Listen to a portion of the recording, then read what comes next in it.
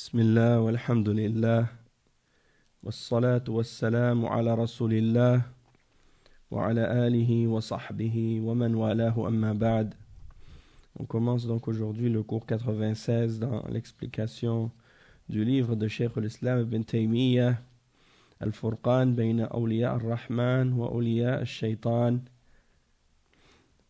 et avec les commentaires de Cheikh Salih al-Fawzan hafidhahullah ta'ala. Donc on était en train d'expliquer au dernier cours les différentes catégories des gens qui sont par rapport à la bataille de Tabouk, les différents groupes les différents groupes qu'on retrouve par rapport à cette bataille. Et on a mentionné au dernier cours que parmi ces trois groupes, il y avait le premier qui était ceux qui sont excusés parce qu'ils étaient malades ou handicapés ou quelque chose comme ça. Le deuxième groupe, c'est des croyants qui n'avaient pas d'excuses, mais qui avaient été frappés par de la paresse ou des choses comme ça. Puis par la suite, ils ne sont pas partis, mais qui se sont repentis sincèrement. Et donc Allah subhanahu wa ta'ala leur a pardonné. Et le troisième groupe, le groupe des hypocrites, al-munafiqoun. Et on était en train donc d'expliquer cette situation-là. Et tout ça, c'est dans le but d'expliquer et de clarifier que la porte de la repentance, elle est ouverte pour les croyants et que personne n'est excusé de commettre des péchés, et que la prédestination n'est pas une excuse pour celui qui commet des péchés. Et on le voit chez les sahaba, on le voit chez les prophètes, on le voit chez les sahaba, on le voit chez les grands ulama et les hommes pieux. Donc tout ça c'est clair. Donc ceux parmi les soufis qui prétendent que ils ont atteint al-yaqin, par conséquent ils n'ont plus besoin d'obéir à Allah, et qu'ils pensent qu'ils sont en train d'obéir au qadar lorsqu'ils désobéissent à Allah. Tout ça, c'est des ruses du shaitan qui les a égarés, qui les a séduits par ces égarements. Donc, Inch'Allah, donc on va lire qu'est-ce qui est à lire aujourd'hui dans le texte, à l'endroit où on est arrivé. Et puis, on va lire l'explication, on continue l'explication, Inch'Allah. Donc, Cheikh al-Islam ibn Taymiyyah, il a mentionné les versets 117 à 119 dans Surat At-Tawbah. Et puis, lorsqu'il a terminé de mentionner ces trois versets-là, on a lu l'explication, et il dit ensuite وَهِيَ آخِرُ مَا نَزَلَ مِنَ الْقُرْآنِ. Il dit, c'est les dernières choses qui ont été révélées du Coran. Parce que Surat At-Tawbah, ça fait partie de la dernière révélation dans le Coran, la dernière sourate qui a été révélée, ou parmi les derniers versets qui ont été révélés dans le Coran. Et Cheikh Al-Fawzan, il dit à ce sujet-là, آخر ما نزل من القرآن آخر ما نزل من القرآن لأنها بعد غزوة تبوك وغزوة تبوك هي آخر الغزوات فهي من آخر ما نزل من القرآن. Donc il dit le cheikh que wa alaykum salam wa rahmatullahi wa barakatuh. Donc il dit le cheikh que c'est les dernières choses de ce qui est révélé du Coran. Et il explique ensuite, et il dit donc que c'était révélé après la bataille de Tabouk. Et il dit وقيل وقد قيل إن آخر سورة نزلت قوله تعالى إذا جاء نصر الله والفتح ورأيت الناس يدخلون في دين الله أفواجا فسبح بحمد ربك واستغفره إنه كان توابا. Et il dit que certains ulama les ulama de tafsir ont mentionné que la dernière sourate qui a été révélée, c'est la parole d'Allah subhanahu wa ta'ala dans sourate An-Nasr. Lorsque vient la victoire d'Allah, lorsque vient le secours d'Allah et la victoire, et que tu vois les hommes entrer par groupe en religion, dans la religion d'Allah, alors glorifie la louange d'Allah subhanahu wa ta'ala et demande-lui pardon, car il est certes celui qui accepte la repentance. Et donc, on voit donc que si c'est le cas, eh bien, ça veut dire qu'il y a dedans l'ordre de la repentance. Donc, si tout ce qu'on faisait était programmé et établi par le qadar, dans le sens que l'être humain, même quand il fait des péchés, il n'a pas de choix dans ses actions et qu'il est en quelque sorte obligé de désobéir, alors dans ce cas-là, il n'y aurait pas d'ordre de repentance, puisque son obéissance et sa désobéissance seraient équivalentes. Donc ça réfute clairement les soufis qui prétendent ce genre de choses. Le cheikh, il dit ensuite, pour expliquer ce point-là par rapport au verset de Surat An-Nasr,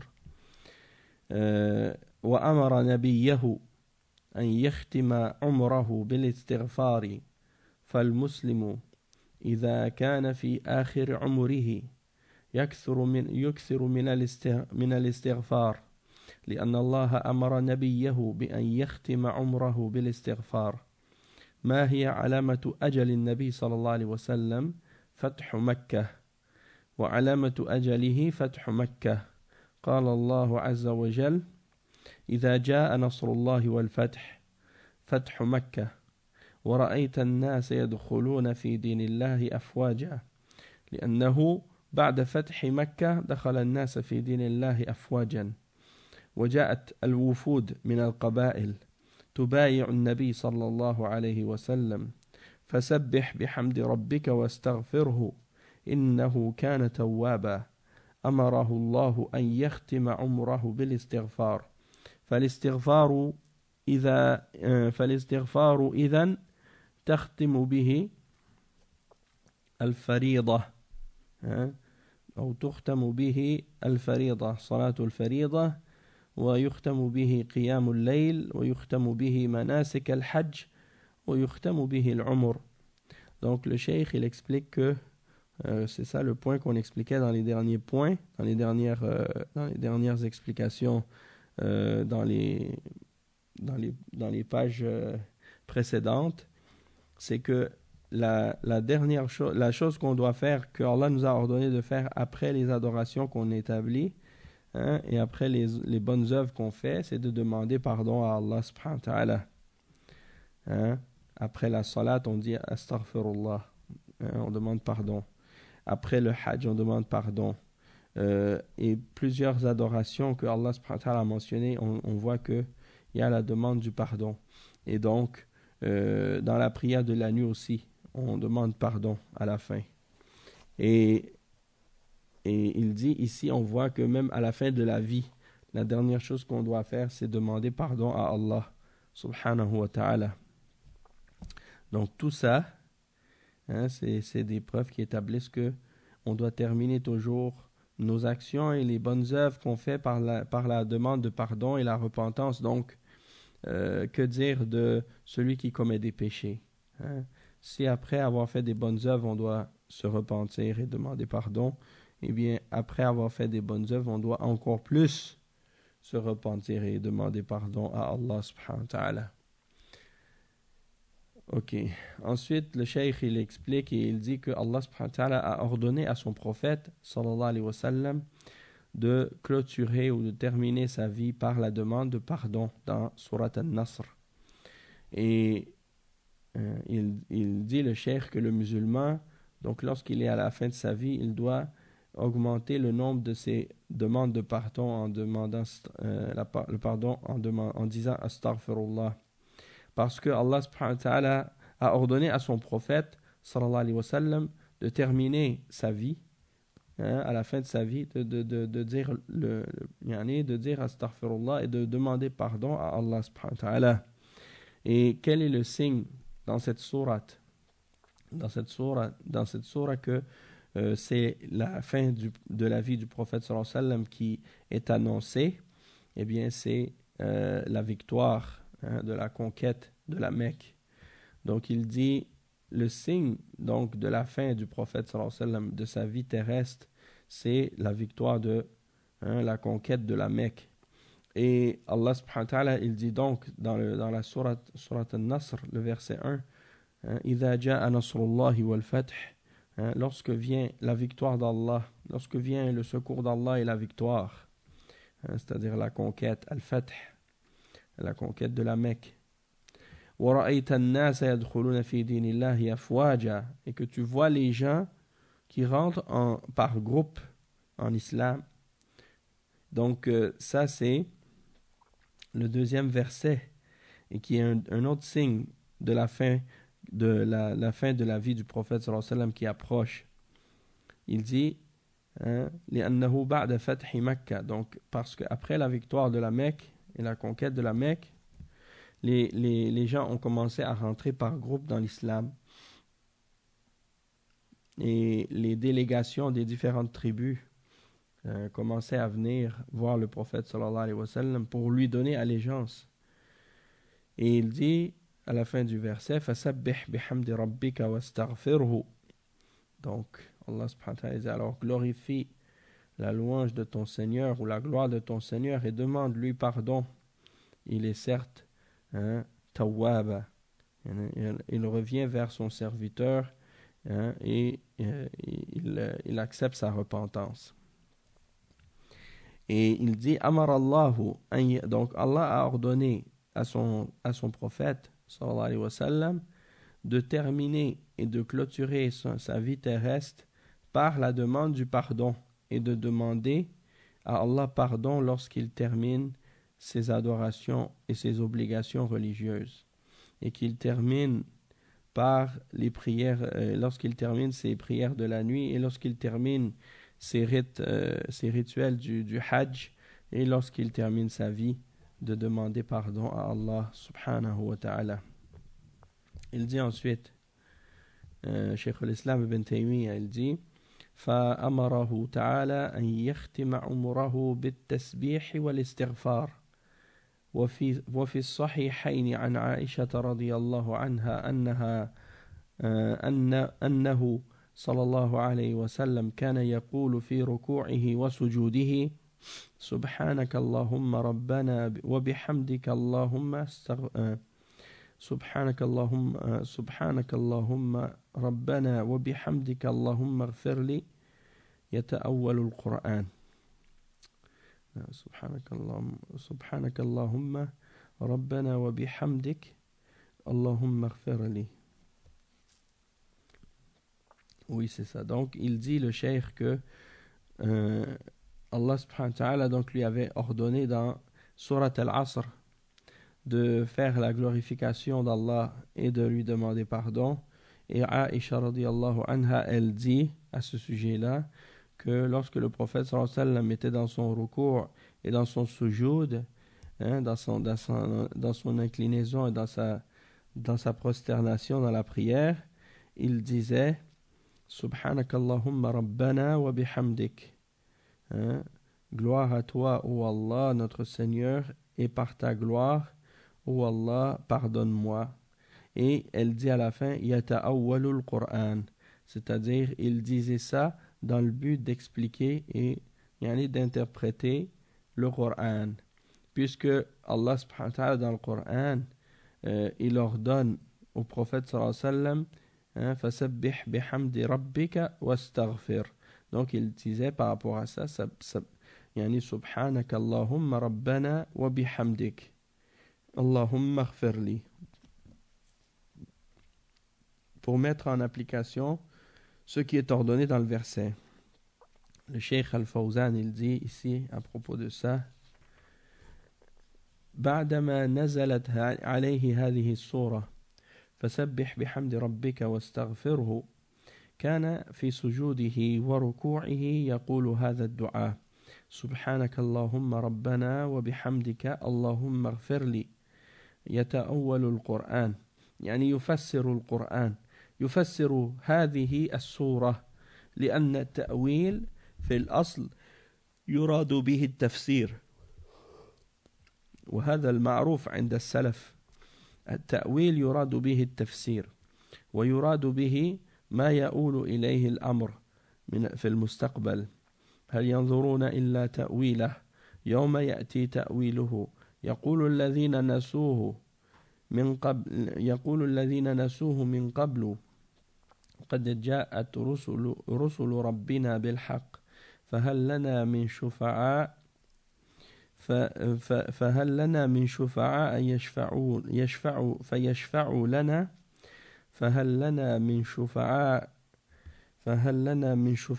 فيشفعوا لنا أو نرد. يعني لما رأوا مآل الأمور في الآخرة، هذا هو التأويل في المعنى الثاني، ما يؤول إليه الأمر في النهاية. قال يوسف عليه السلام: هذا تأويل رؤياي من قبل قد جعلها ربي حقا. تأويلها ما حصل من سجود أبويه وإخوته له، إذ قال يوسف لأبيه: يا أبت إني رأيت 11 كوكبا، وهذا في أول عمره. رأيت 11 كوكبا والشمس والقمر رأيتهم لي ساجدين. وجاء تأويل هذه الرؤيا إلا في آخر عمره، ما جاء تأويل هذه الرؤيا إلا في آخر عمره صلى الله عليه وسلم. وقال: يا أبت هذا تأويل رؤياي. فالتأويل يراد به معنيان: التفسير أو ما يؤول إليه الأمر في النهاية. أما التأويل الذي هو صرف اللفظ عن ظاهره، وهذا تأويل محدث، ولكن إذا كان بدليل فلا بأس، وهذا يسمى تخصيصا أو تفسيرا. وإن كان بغير دليل فهو تأويل باطل، كتأويل الأسماء والصفات. فالحاصل أن هذا معنى التأويل له 3 معنيان صحيحان ومعنى فيه نظر. المعنى الصحيح الأول التفسير، والمعنى الثاني المآل في النهاية، وبيان حقيقة الأمر، وكنه الأمور في آخر الأمر. والثالث الذي فيه نظر صرف اللفظ عن ظاهره، فإن كان بدليل فهو نوع من التفسير وبيان المراد، وإن كان بغير دليل فهو تأويل باطل. Donc on va expliquer ça. Ici, qu'est-ce que le cheikh il a dit? Il dit que après que Allah subhanahu wa ta'ala ait révélé au prophète sallallahu alayhi wa sallam le verset Fasabbih bihamdi rabbika wastaghfir, glorifie la louange de ton Seigneur et demande-lui pardon. Eh bien, dans le sujoud et dans le recours, le prophète sallallahu alayhi wa sallam, il disait le dua suivant: Subhanaka Allahumma rabbana wa bihamdika Allahumma ighfirli. Et il disait donc gloire à toi, ô notre Seigneur, ô Allah notre Seigneur, et par ta gloire, ô Allah, pardonne-moi. Et il disait ça pour expliquer le Coran, puisque dans le verset, Allah lui ordonne de dire ça, donc il le mettait en pratique et il l'expliquait en disant cela. Et donc ça, c'est une façon d'interpréter. Yata'awwalu, ça veut dire il interprétait, yufassiru. Donc at-ta'wil et at-tafsir, c'est en quelque sorte un synonyme. Ta'wil, c'est un synonyme de tafsir dans ce sens-là. Et il dit, donc il explique maintenant qu'est-ce qui a rapport avec la définition ou la signification du terme ta'wil. Parce que au sujet de ce mot, le mot ta'wil, il y a eu quelques ambiguïtés qui ont été introduites dans les compréhensions des gens à cause de certaines innovations que certains innovateurs ont fait rentrer dans la religion. Et donc, ils utilisent le terme ta'wil un petit peu à tort et à travers. Alors, le cheikh ici, il a décidé d'interpréter ou d'expliquer plutôt les différents sens que peuvent avoir le mot ta'wil dans la langue arabe et de clarifier justement les sens erronés qui ont été donnés à ce terme.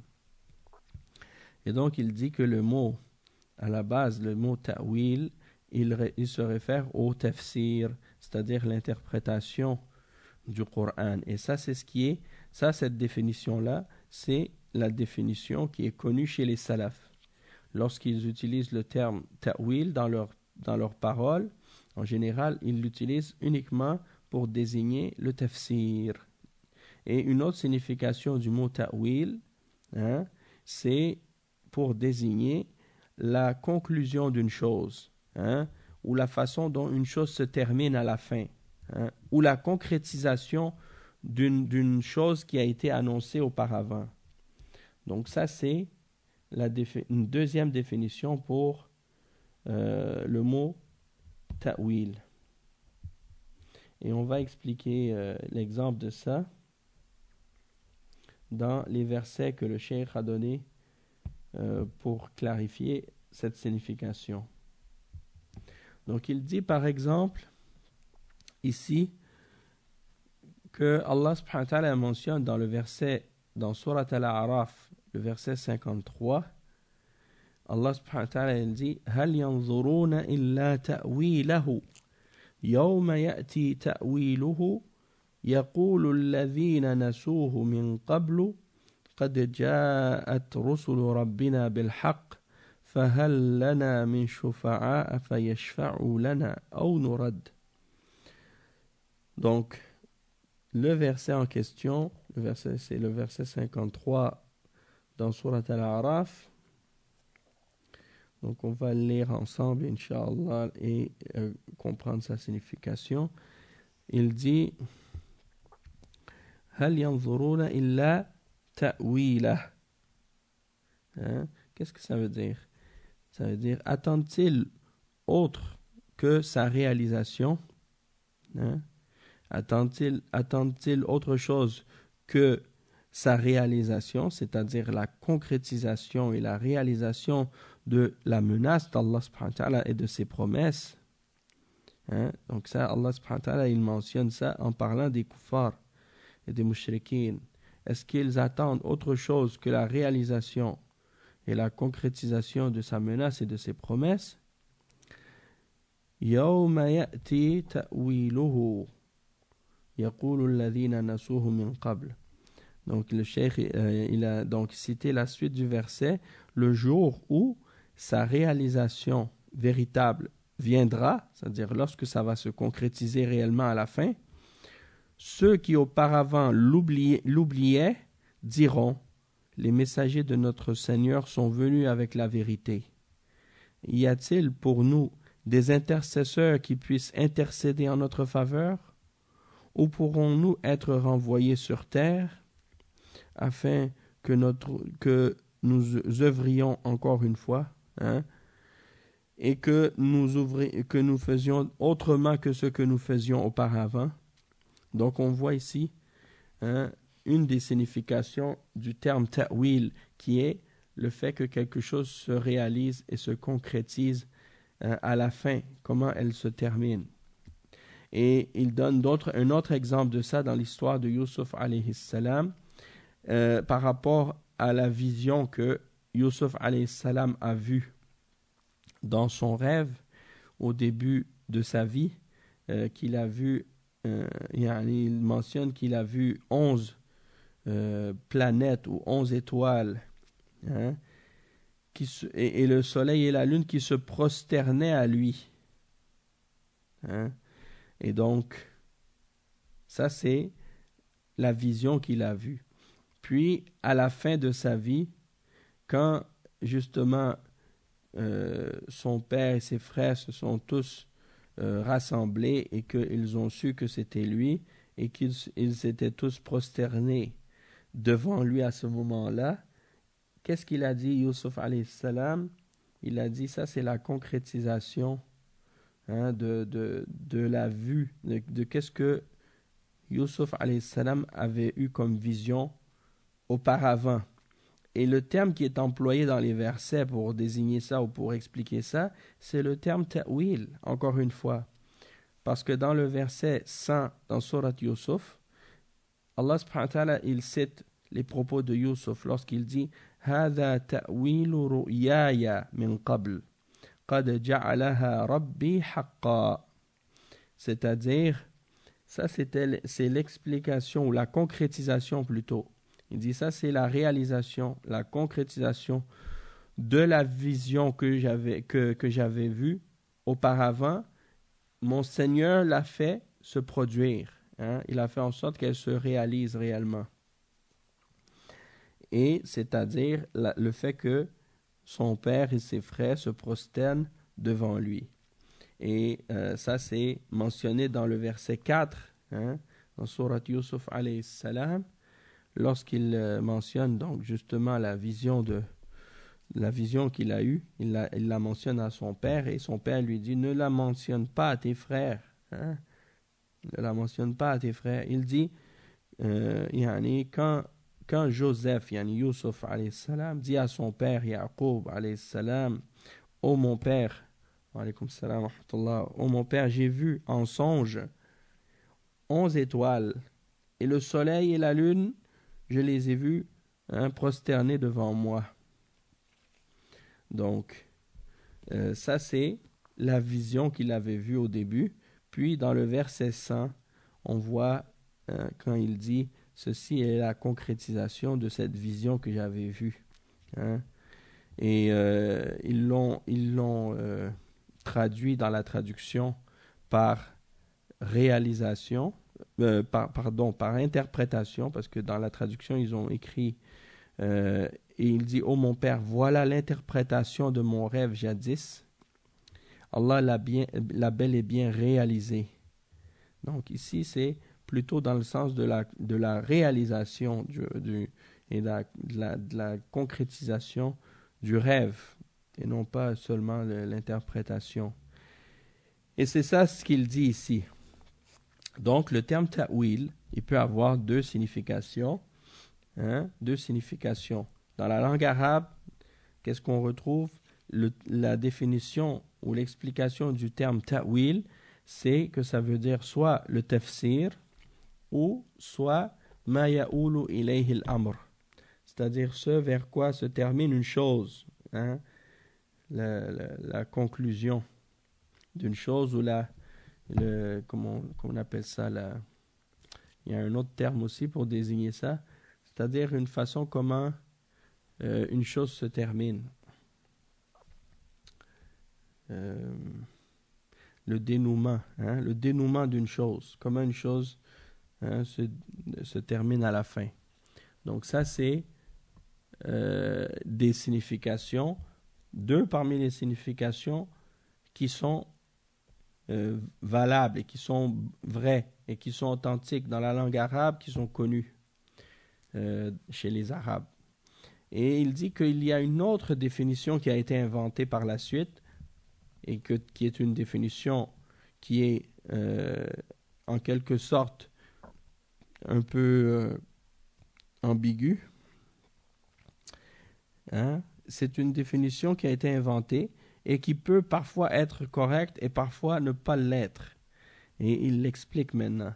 Il dit, tandis que le ta'wil qui est interprété ou expliqué comme étant le fait de détourner un mot de son sens apparent, eh bien il dit ça c'est la définition du ta'wil qui a été inventée.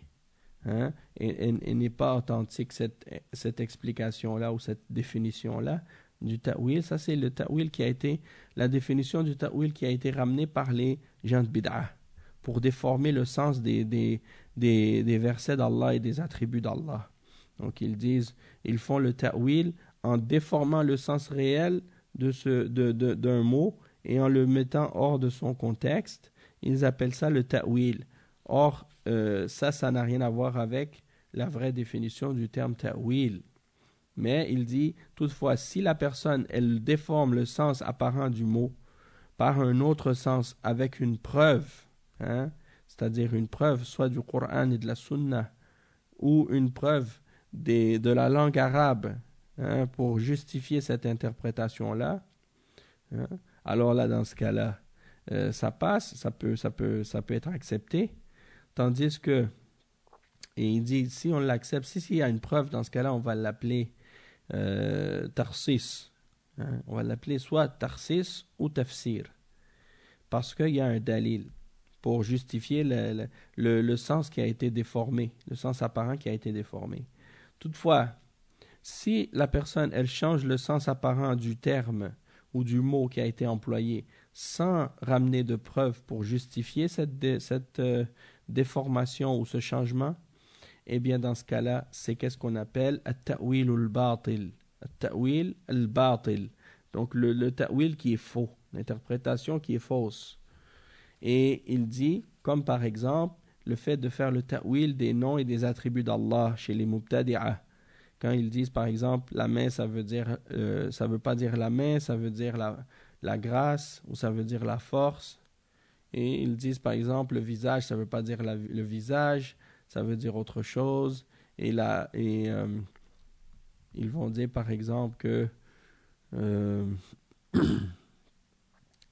l'ouïe, ça veut pas dire ça, et la vue, ça veut pas dire ça, et l'istiwa, ça veut pas dire istiwa, ça veut dire istawla. Hein? Donc, tout ça, c'est des exemples de ta'wil qui sont batil. Donc, on peut résumer tout ça en disant que le ta'wil, il vient avec différentes significations. Parmi ces significations-là, il y en a 3, et il y en a 2 de ces significations qui sont bonnes, hein, et une autre dans laquelle il faut regarder. Il faut regarder pour voir si c'est correct ou non. Donc, il dit, la signification qui est correcte, c'est la première, at-tafsir, hein, l'interprétation, dans le sens de l'interprétation. Donc, ta'wil, ça veut dire l'interprétation. L'autre signification qui est correcte, c'est le ta'wil dans le sens du dénouement d'une chose ou de la conclusion d'une chose. Comment une chose se réalise et elle se concrétise. Hein? Comme par exemple les signes du jugement dernier, lorsqu'ils se produisent, on dit « Ah, ça c'est le ta'wil de telle chose. » Parce que c'est le ta'wil, parce que ça se réalise. Hein? Un autre exemple aussi, une autre interprétation qu'ils ont donnée, c'est la 3e. On a dit dans celle-là, il faut voir, hein, si la personne, elle déforme le sens le sens apparent d'un mot vers un autre sens qui n'est pas apparent. Alors, si c'est supporté par une preuve, alors dans ce cas-là, on va dire que c'est permis, c'est correct. Hein? Et si on le fait sortir de son sens apparent, mais qu'on ne ramène pas de preuve, alors là, dans ce cas-là, c'est batil. Si on le déforme de son sens apparent avec une preuve, on dira que ça rentre dans le tafsir. Toutefois, si on le fait sortir de son sens apparent sans preuve, alors là, dans ce cas-là, on va dire que hein, ça fait... c'est un tafsir qui est batil. Et la preuve en question, il ne faut pas que ce soit une preuve tirée de la passion et des désirs ou qu'est-ce que les gens de bid'a ils prétendent par rapport à la raison, par exemple. Ils disent ça, c'est prouvé par la raison, hein, alors que ça vient en contradiction avec qu'est-ce qui est établi dans le Coran et dans la Sunna. Donc on dit non, ça c'est pas une preuve, ça. Il faut que la preuve soit une preuve de la révélation elle-même, hein, ou bien une preuve de qu'est-ce que les Arabes ont utilisé de la langue pour justifier que leur interprétation est correcte. Ok. Ensuite, le cheikh, il dit لكن قولها رضي الله عنها يتأول القرآن يعني يفسر القرآن يقول اللهم اغفر لي يتأول القرآن يعني يفسر قوله عز وجل فسبح بحمد ربك واستغفره إنه كان توابا. Donc il dit le cheikh, alors glorifie la louange de ton Seigneur et demande-lui pardon. Il est certes tawwab, il accepte la repentance de ses serviteurs. Et ça, le cheikh, il dit que Aïcha radiallahu anha, elle l'a expliqué quand il disait ce dua, oh Allah, par ta, سبحانك اللهم ربنا وبحمدك أستغفر اللهم اغفر لي. Ça, c'est une parole qu'elle disait pour expliquer le Coran par rapport au verset dans Surat Al-Nasr. Ensuite, le cheikh il dit وفي الصحيحين عنه صلى الله عليه وسلم كان يقول اللهم اغفر لي خطيئتي وجهلي وإسرافي في أمري وما أنت أعلم به مني اللهم اغفر لي هزلي وجدي وخطئي وعمدي وكل ذلك عندي اللهم اغفر لي ما قدمت وما أخرت وما أسررت وما أعلنت لا إله إلا أنت. نعم. وفي الصحيحين أن أبا بكر الصديق رضي الله عنه قال يا رسول الله علمني دعاء أدعو به في صلاتي قال قل اللهم إني ظلمت نفسي ظلما كثيرا ولا يغفر الذنوب إلا أنت فاغفر لي مغفرة من عندك وارحمني إنك أنت الغفور الرحيم. نعم.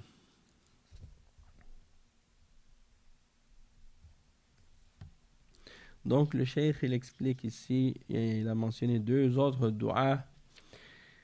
Le premier c'est rapporté par Al-Bukhari et Muslim. Il dit que le prophète sallallahu alayhi wa sallam disait oh Allah, pardonne-moi mes péchés et mon ignorance et mes dépassements, mes extravagances ou mes exagérations dans mes affaires et ce que tu sais de mieux encore de mes affaires que moi. Oh Allah, pardonne-moi mes distractions et les péchés que je fais par distraction ou quand je suis sérieux ou quand je suis en train de faire une erreur ou quand je fais quelque chose volontairement. Et tout cela existe en moi.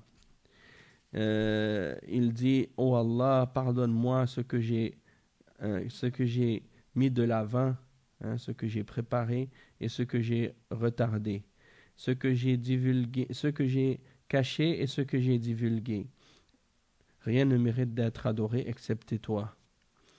Ça, c'est un dua, donc le sens approximatif de ces paroles-là, ou le sens rapproché de ces paroles du prophète sallallahu alayhi wa sallam. Et le cheikh il dit إذا كان الرسول صلى الله عليه وسلم يستغفر ربه هذا الاستغفار مع أنه هو أكمل الأمة عبادة لله بل أكمل الخلق عبادة لله سبحانه وتعالى ولكن ما أحد يكمل نفسه أو يزكي نفسه وإنما يعتبر نفسه مقصرا في حق الله سبحانه وتعالى.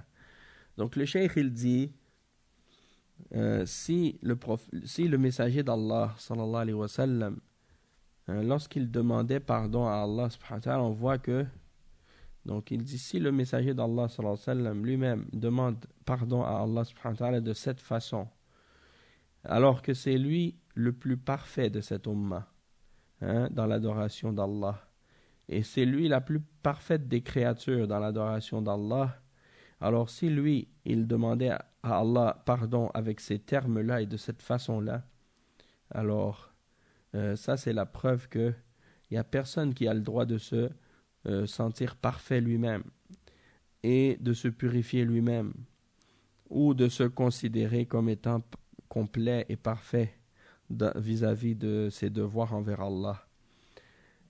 Mais on doit plutôt se considérer comme étant muqassir, C'est-à-dire, vis-à-vis d'Allah, on doit toujours sentir que on est dans le manquement. Hein, on n'a pas accompli les obligations que Allah nous a demandées correctement. Le cheikh, il dit ensuite, à propos du deuxième dua qu'il a mentionné, il dit هذا أبو بكر الصديق رضي الله عنه أفضل الأمة على الإطلاق بعد ما بعد النبيين أفضل من أبي بكر رضي الله عنه ومع هذا علمه النبي صلى الله عليه وسلم أن يستغفر بهذا الاستغفار الذي علمه إياه النبي صلى الله عليه وسلم في قوله اللهم إني ظلمت نفسي ظلما كثيرا ولا يغفر الذنوب إلا أنت فاغفر لي مغفرة من عندك وارحمني إنك أنت الغفور الرحيم مع أنه من أكمل الأمة عملا بعد النبي صلى الله عليه وسلم ومع هذا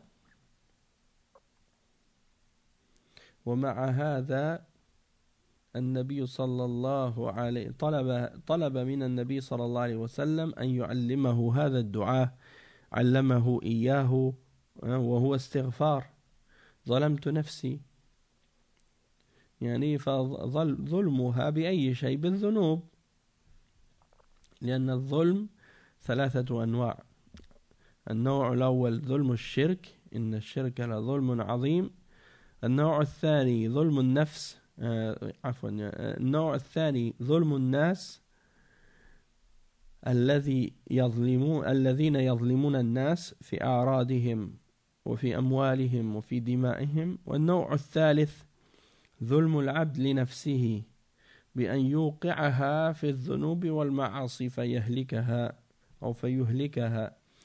فهو يقول ظلمت نفسي فاغفر لي هذا أبو بكر الصديق رضي الله عنه فدل على أنه لا يستغني أحد عن الاستغفار مهما بلغ من الفضل والمكانة والعبادة فإنه مقصر في حق الله سبحانه وتعالى وأيضا يحصل منه خلل أو نقص.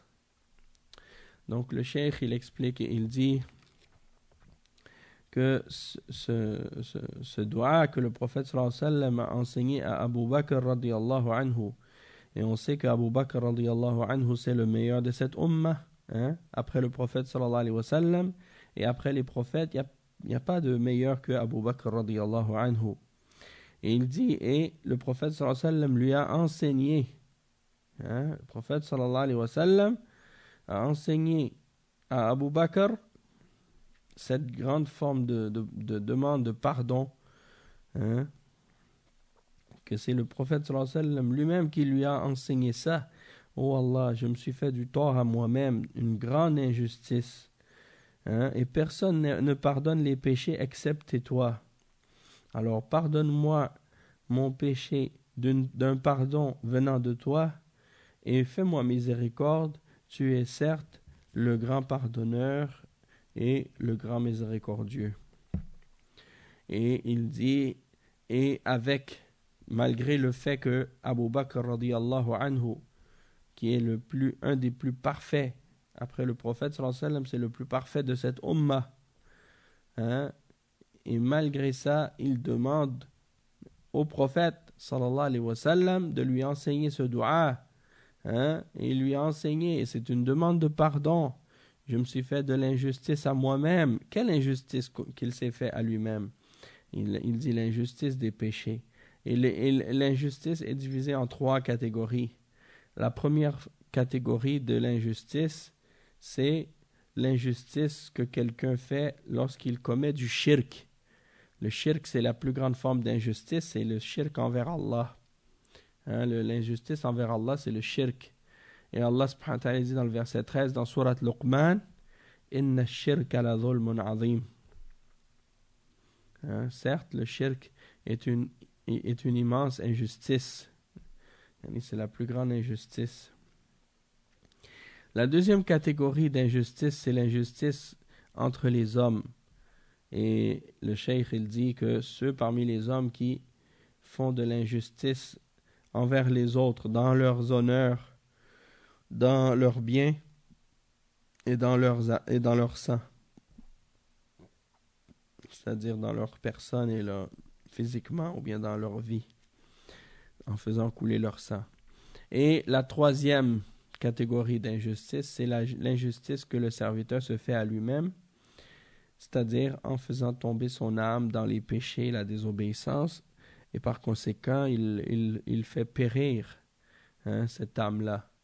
Donc, il dit, je me suis fait de l'injustice à moi-même, alors pardonne-moi. Et ça, c'est qui dit ça? C'est Abu Bakr radiyallahu anhu.